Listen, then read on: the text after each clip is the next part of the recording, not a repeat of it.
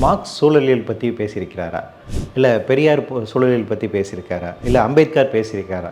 இப்படி நிறையா கேள்விகள் வந்து தொடர்ச்சியாக வந்து கொண்டே இருக்கிறது. ஏன்னா மார்க்ஸ் என்ன சொல்லியிருக்காரு, அவருடைய கருத்து இல்லை தற்போது இருக்கக்கூடிய சூழல் சார்ந்திருக்கக்கூடிய பிரச்சனைகளுக்கு ஏதாவது தீர்வு இருக்கா, இல்லை பெரியார் அவருடைய பார்வையிலேருந்து பார்க்கும்போது அவர் அதிகமாக வந்து சயின்ஸ் அண்ட் டெக்னாலஜி பற்றி தானே பேசியிருக்காரு. ஸோ சூழலியலுக்கும் அவருக்கும் வந்து சம்மந்தம் இருக்கா? இன்றைக்கி இருக்கக்கூடிய சுற்றுச்சூழல் பிரச்சனைக்கு வந்து பெரியாரை எப்படி நம்ம வந்து பொருத்தி பார்ப்பது?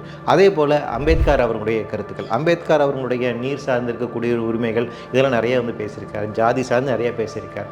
ஆனால் சுற்றுச்சூழல் நீதி அப்படிங்கிற குறித்து அவர் வந்து பேசியிருக்காரா? இப்படிங்கிற நிறைய கேள்வி தொடர்ச்சியாக இருந்து கொண்டே இருக்கிறது. ஆனால் இவர்களுடைய எல்லா தத்துவங்களின் அடிப்படையில் நிச்சயமாக சூழல் பார்வை நிச்சயமாக இருக்குது.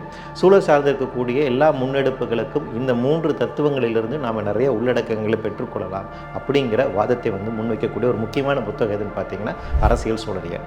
இது வந்து ஒரு பொலிட்டிக்கல் எக்காலஜி பேசக்கூடிய ஒரு முக்கியமான புத்தகமாக வந்து பார்க்குறோம். இது ஒரு விவாதத்துக்கான ஒரு புத்தகம் தான். ஏனென்றால் பொலிட்டிக்கல் எக்காலஜி, ஒரு அரசியல் சூழலியல் அப்படிங்கிறது உலகளவில் இன்றளவிலும் வந்து பெரிய அளவுக்கு பேசு பொருளாக இன்னும் வளர்ந்து வரவில்லை. அப்படி இருக்கக்கூடிய ஒரு காலகட்டத்தில் தமிழகம் கடந்த ஒரு 10 வருடங்களாக நிறைய சூழல் சார்ந்திருக்கக்கூடிய முக்கியமான போராட்டங்களை வந்து பார்த்துக்கிட்டு வருது. அதுவும் குறிப்பாக வந்து நமக்கு கூடங்குளம் அணு உலை எதிர்ப்பு போராட்டத்தில் இருந்து ஆரம்பித்து தற்போது இருக்கக்கூடிய ஸ்டெர்லைட் போராட்டமாக இருந்தாலும் சரி, பரந்தூருக்கு எதிரான போராட்டமாக இருந்தாலும் சரி, இப்படி மக்கள் வந்து சூழல் சார்ந்து இருக்கக்கூடிய போராட்டங்களை முன்னெடுத்து வர்றாங்க.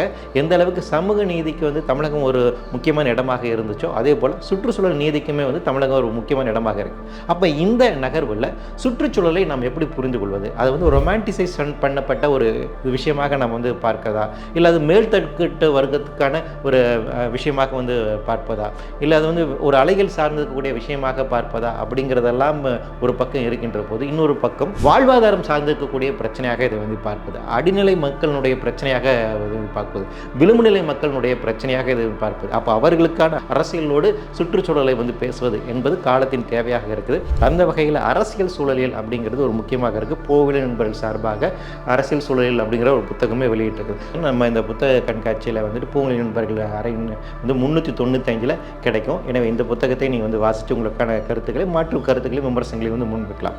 அதே போல் காலநிலை மாற்றம் அப்படிங்கிறது இன்றைக்கி மிகப்பெரிய ஒரு பிரச்சனையாக இருக்கின்றது. காலநிலை மாற்றம் அப்படிங்கிறது தற்போது இருக்கக்கூடிய நிலைமையில் இருக்கக்கூடிய நம்முடைய எல்லா அரசியல் சிந்தனைகளாக இருந்தாலும் சரி, நம்முடைய எல்லா சமூக சிந்தனைகளாக இருந்தாலும் சரி, பொருளாதார சிந்தனைகளாக இருந்தாலும் சரி, நடவடிக்கைகளாக இருந்தாலும் சரி, உற்பத்தி முறையாக இவை எல்லாத்தையுமே கேள்விக்குள்ளாக்கக்கூடிய ஒரு இடமாக மாற்றி இருக்கு. இன்னைக்கு இருக்கக்கூடிய நிலைமையில் நாம் செய்ய வேண்டிய முக்கியமான தேவை என்னவாக இருக்குன்னா, மாறி வருகின்ற இந்த புதிய சூழலுக்கு எப்படி நாம் நம்மை தகவமைத்துக் கொள்ள போகிறோம். அப்போ இந்த மாறி வருகின்ற சூழல் என்னவாக இருக்கின்றது, எதிர்காலத்தில் இவை என்னவாக இருக்க போகிறது, இவற்றை நாம் எப்படி எதிர்கொள்ளப் போகிறோம் அப்படிங்கிறது எனக்கு மிகப்பெரிய ஒரு கேள்வியாக இருக்குது. உலகளவில் இது சார்ந்து இருக்கக்கூடிய நிறைய அரசியல் முன்னெடுப்புகள் எடுத்துக்கொண்டு வருகிறார்கள். தமிழக அளவிலும் இந்திய அளவிலுமே வந்து இதற்கான மாற்று முன்னெடுப்பு செயல்பாடுகள் அப்படி செய்து கொண்டே தான் இருக்கிறோம். அப்போ இந்த நிலைமையில் காலநிலை மாற்றம் குறித்தான அடிப்படை அரசியல், அடிப்படை அறிவியல், அது சார்ந்து இருக்கக்கூடிய பல்வேறு விதமான முன்னெடுப்புகளை நாம் அறிந்து கொள்ள வேண்டிய ஒரு தேவை இருக்குது. அப்போ காலநிலை மாற்றம் தொடர்பான பல்வேறு புத்தகங்கள்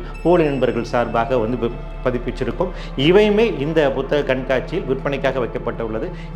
குறிப்பாக வந்து கொரோனா, காலநிலை மாற்றத்தினுடைய குழந்தை கொரோனா அப்படிங்கிற ஒரு புத்தகம், இன்னும் இயல்பு வாழ்க்கை என்பது பேரிடருக்குள்ளாக தான் அப்படிங்கிற ஒரு புத்தகம், காலநிலை மாற்றம் அப்படிங்கிற ஒரு புத்தகம், பிளா பிளா பிளா அப்படிங்கிற ஒரு புத்தகம், இப்படி பல்வேறு விதமான காலநிலை மாற்ற பிரச்சனைகள் ஆகின்ற வேறு வேறு தலைப்புகளில் வேறு விதமான நிறைய புத்தகங்கள்லாம் இருக்குது. ஸோ இந்த புத்தகங்களை நீங்கள் இந்த புத்தக கண்காட்சியில் பூவுலக நண்பர்களுக்கு அரங்குக்கு வந்து வாங்கி அதன் மூலமாக இது சார்ந்து இருக்கக்கூடிய அறிவை பெற்றுக்கொண்டு அதில் மாற்று கருத்து இருந்தாலும் சரி, அது குறித்தான விமர்சனங்கள் இருந்தாலும் சரி, அது தொடர்ச்சியான விவாதத்துக்கான ஒரு விஷயமாக தான் நான் வைக்கிறோம். எனவே அதை முன்வைக்க வேண்டும் என்று கேட்டுக்கொள்கிறோம்.